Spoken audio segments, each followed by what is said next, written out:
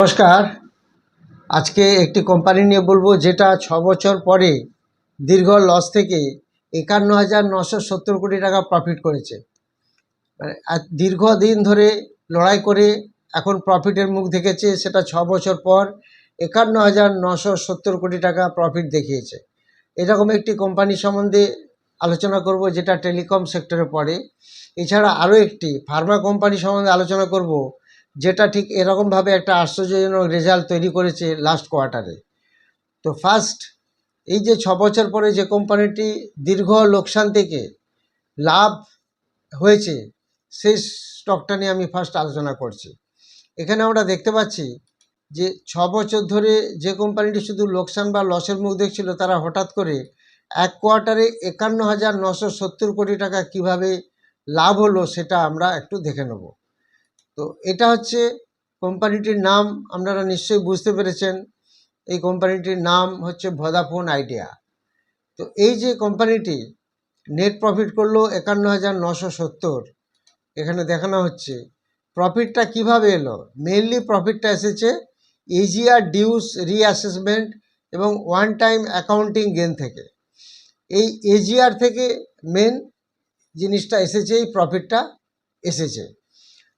তো সেটা বিভিন্ন জায়গায় বেরিয়েছে, আপনারা দেখবেন। এছাড়া যেটা দেখতে পাচ্ছি, রেজাল্ট প্রকাশের পর থেকে এই স্টকটার মধ্যে একটা ভালো রিঅ্যাকশান হয়েছে, একটা ভালো ভলিটিলিটি দেখা গেছে। কিছু ব্রোকারেজ হাউস এখনও কসাস, কারণ অপারেশনাল গ্রোথ যেহেতু এখনও খুব শক্তিশালী নয় এই ভোদাফোন আইডিয়া, সেই জন্য রেকমেন্ডেশন সেরমভাবে বিগ হাউস থেকে আসছে না, বা বড় বড় অ্যানালিস্টদের থেকে রেটিং আসছে না।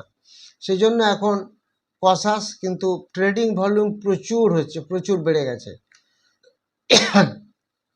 তবে ইনভেস্টাররা প্রচুর পজিটিভ হয়েছে। তার কারণ কি, এআরপিইউ ইমপ্রুভমেন্ট হয়েছে, সাবস্ক্রাইবার ট্রেন্ড স্ট্যাবিলাইজেশন হয়েছে, গভর্নমেন্ট প্রচুর রিলিফ দিয়েছে এবং ফিউচার ফান্ডরেজিং একটা প্ল্যান তৈরি হয়েছে। তো এই সমস্ত মিলে একটা ভালো পজিশন এসেছে এই ভোদাফোন আইডিয়া, যে স্টকটির দাম মাত্র 13 টাকার কাছে। এর আরও গুরুত্বপূর্ণ বিষয় কি, আরও গুরুত্বপূর্ণ বিষয় হলো যে আদিত্য বিড়লা গ্রুপ, যারা 4,730 কোটি টাকা ফান্ড ইনফিউশন করার পরিকল্পনা জানিয়েছে এই ভোদাফোন আইডিয়ার মধ্যে। কোম্পানিটি যে নেটওয়ার্ক এক্সপ্যানশন ও ক্যাপেক্স বাড়ানোর কথা বলেছে ফিনান্সিয়াল ইয়ার 2027-এ, সেটা মেনলি আদিত্য বিড়লা গ্রুপ এটাকে অনেকটা সাপোর্ট দেবে বলে এটা এসেছে। এই যে মেন প্রফিট, এই প্রফিটটা এসেছে অপারেশনাল বিজনেস থেকে, আসেনি। এই প্রফিটের বড় অংশ এসেছে মেনলি ওয়ান টাইম অ্যাকাউন্টিং অ্যাডজাস্টমেন্টের কারণে হয়েছে, এটা মনে রাখতে হবে। ওয়ান টাইম অ্যাকাউন্টিং অ্যাডজাস্টমেন্ট হয়েছে এবং এটা লং টার্ম ইনভেস্টরদের জন্য date, cash flow, 5G competition নিয়ে নজর রাখছে। তো এই স্টকটার দিকে আমরাও নজর রাখতে পারি, বা আরও আগামী দিনে ভালো করে অ্যানালিসিস করতে পারি। এর সাথে সাথে এই স্টকটার যে প্রফিট হয়েছে সেটা একটু আপনাদের দেখিয়ে দিই কতটা প্রফিট হলো। এখানে আমরা দেখতে পাচ্ছি স্টকটা, দেখুন এখানে দেখতে পাচ্ছি, এখান থেকে দেখুন কন্টিনিউয়াস এই স্টকটা লসে রান করছিল। এখানটা যদি আমরা দেখি বুঝতে পারবো, কন্টিনিউয়াস লসে রান। লাস্ট 27,368 কোটি টাকা গত বছরের লস ছিল, 27,368 কোটি টাকা। সেখান থেকে 34,000 কোটি টাকা, 34,548 কোটি টাকা প্রফিট দেখালো। আরও আদার্স আনুষঙ্গিক যা প্রফিট আছে সেগুলো মিলে একটা বিশাল অ্যামাউন্টের প্রফিট হয়েছে। এটা হচ্ছে ভোদাফোন আইডিয়া নিয়ে আমি বললাম। এটা আপনারাও অ্যানালিসিস একটু করলে আরও ভালো হবে। এরপর আরেকটি স্টক নিয়ে আমি বলবো, সেই স্টকটার নাম হচ্ছে স্পার্ক, শর্ট নেম হচ্ছে SPARC, Sun Pharma advance research company limited. এই স্টকটা যদি আমরা দেখি এর প্রফিট অ্যান্ড লস স্ট্রাকচারটা, তাহলেই বুঝতে পারবেন। এটা তো আপনারা জানেন যে আমাদের যে সান ফার্মা যে মেন কোম্পানিটি আছে তাদেরই একটি সাবসিডিয়ারি গ্রুপ, এবং এরা রিসার্চ নিয়ে বেশি এদের কাজকর্ম। এখানেও যদি আমরা প্রফিট অ্যান্ড লসটা দেখি তাহলে আমরা কি দেখতে পাচ্ছি, দেখুন এখান থেকে আমরা দেখতে পাচ্ছি কোম্পানি কন্টিনিউয়াস নেট প্রফিট লসে চলছে। দেখুন কন্টিনিউয়াস যতগুলি দেখালাম সব কোম্পানি লস, 40 কোটি, 70 কোটি, 119 কোটি, 197, 145, 312 কোটি অবধি লস চলে গেছিলো। 151, 203, 223, 378, 345। এখন দেখা যাচ্ছে একটা ভালো একটা প্রফিট জাম হয়েছে, 1552 কোটি টাকা একটা প্রফিট হয়েছে। এর ফলে কিন্তু দেখবেন স্টকটা বেশ কয়েকদিন ভালো বেড়েওছে। তবুও কিন্তু হিসাব অনুযায়ী, এর ফান্ডামেন্টাল অনুযায়ী স্পার্ক আরও দাম অনেক বাড়তে পারে। দেখে নেবেন আপনারা Graham number, intrinsic value, P একদম কম, 3-এর কাছে পি, হোয়ারাস যেখানে ইন্ডাস্ট্রি পি 30। এই স্টকটি নিয়েও আমাদের অ্যানালিসিস করার প্রয়োজন আছে। নেক্সট আমরা চলে আসি আপনারা যা যা কমেন্ট সেকশনে কমেন্ট দিয়েছেন সেগুলি নিয়ে। তবে তার আগে বলে রাখি 7 জুন এবং 17 জুন দুটি ব্যাচ শুরু হচ্ছে, একটি অফলাইন একটি অনলাইন। 7 জুন যেটা শুরু হচ্ছে সেটা অফলাইন, 17 জুন যেটা শুরু হচ্ছে সেটা অনলাইন, রাত্রি 8টা থেকে 10টা। 7 জুন সানডে সকালে শুরু হচ্ছে 10টা থেকে 1টা 1:30 অবধি চলবে। এখানে মেনলি কী শেখানো হয়, এখানে 3টি কোর্স একসাথে শেখানো হবে। That is intraday trading, future option trading এবং এর সাথে সাথে থাকবে সুইং ট্রেডিং। আপনারা নিশ্চয়ই জানেন এখানে অপশন ট্রেডিং 90% হয়, বিকজ এর অনেক পজিটিভ আছে নেগেটিভ আছে, সেগুলি কোর্স না করলে বুঝতে পারবেন না। তো আমাদের এখানে অপশন ট্রেডিংটা বেশি হয়, তার কারণ কম ইনভেস্টমেন্টে ম্যাক্সিমাম রিটার্ন আমরা পাই। তো এখানে বেসিক টু অ্যাডভান্স লেভেলে এই 3টি কোর্স শেখানো হবে, একদম A to Z, basic to advance, কোনোটাই বেসিক নয়, সব অ্যাডভান্স লেভেলে শেখানো হবে। ইন্ট্রাডে, সুইং এবং ফিউচার অপশান এখানে শেখানো হবে।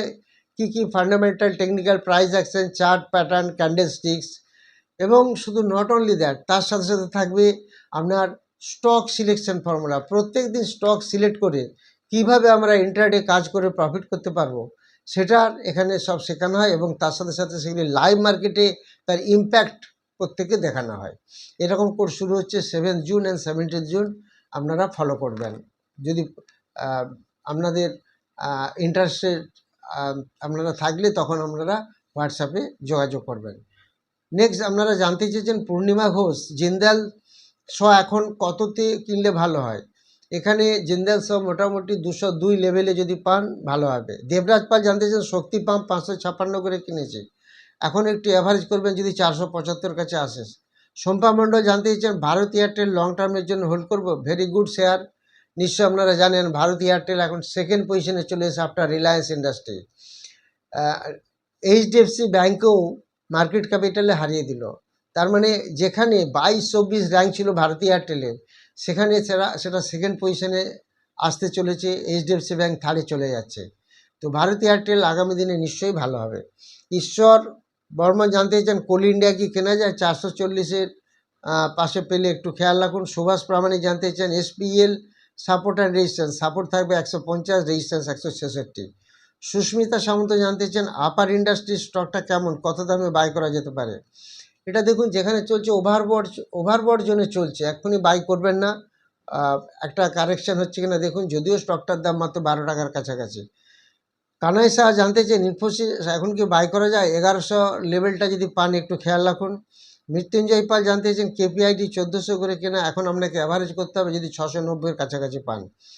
শুভ্রা বোস জানতে চান ব্ল্যাক বক্স কততে বাই করা যাবে, এখন কি করে বাই করবেন, এটা কিছুদিনের মধ্যে 120% বেড়ে গেছে, দেখেছেন এটা কিভাবে এক্সট্রিমলি ওভারবট হয়ে গেছে।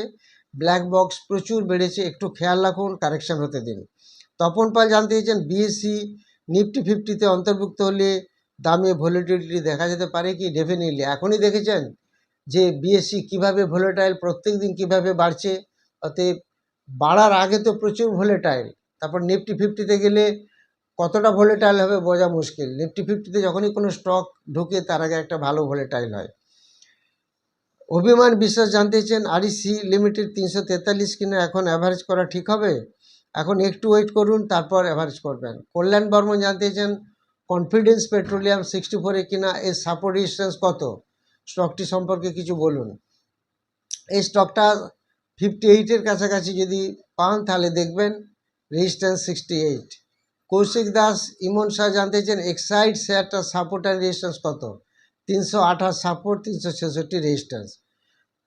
বিকাশ বসে জানতে চান ট্রান্সফরমার অ্যান্ড রেকটিফায়ার 218 করে বাই আছে, এখানে এখন অনেকটা উপরে চলছে, 298, প্রায় 300-এর কাছাকাছি স্টকটা চলছে। আপনার যদি ইচ্ছে হয়, যদি আপনি শর্ট টার্ম ট্রেডার হন, তাহলে কিছুটা প্রফিট বুক করতে পারেন। রাজেশ দেবনাথ জানতে চেয়েছেন পিএনবি স্টক কতদিন আগে কিনলে ডিভিডেন্ড পাবো? 3 দিন আগে কিনবেন, তাহলেই পাবেন। রিঙ্কু সাহা জানতে চেয়েছেন আপনি আইওসি নিয়ে রিঙ্কু সাহা জানতে চেয়েছেন আইওসি সম্বন্ধে। এটা তো আগের ভিডিওতে 18/5 ভিডিওতে বলা হয়েছে। আর রাজীব দাস জানতে চেয়েছেন ভিআই নিয়ে, এটাও 15/5 বলা হয়েছে। গৌরব জানতে চেয়েছেন যে শেয়ারে বারবার কেনাবেচা করলে কি ট্যাক্স ডিপার্টমেন্টের নোটিশ আসতে পারে?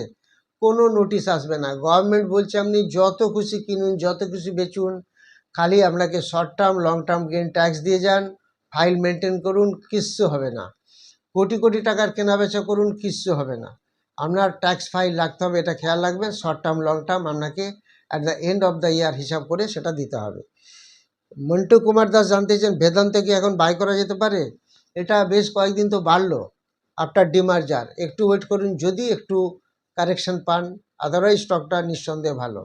যারা 7 জুন এবং 17 জুন ব্যাচে ক্লাস করতে চান তারা অবশ্যই হোয়াটসঅ্যাপে যোগাযোগ করবেন। যারা ভিডিওটি নতুন দেখছেন তারা অবশ্যই সাবস্ক্রাইব করবেন, শেয়ার করবেন। এছাড়া যারা কমেন্ট সেকশনে কমেন্ট দিতে চান তারা কমেন্ট দেবেন, সেগুলি বলে দেওয়া হবে। Thank you very much for watching my video.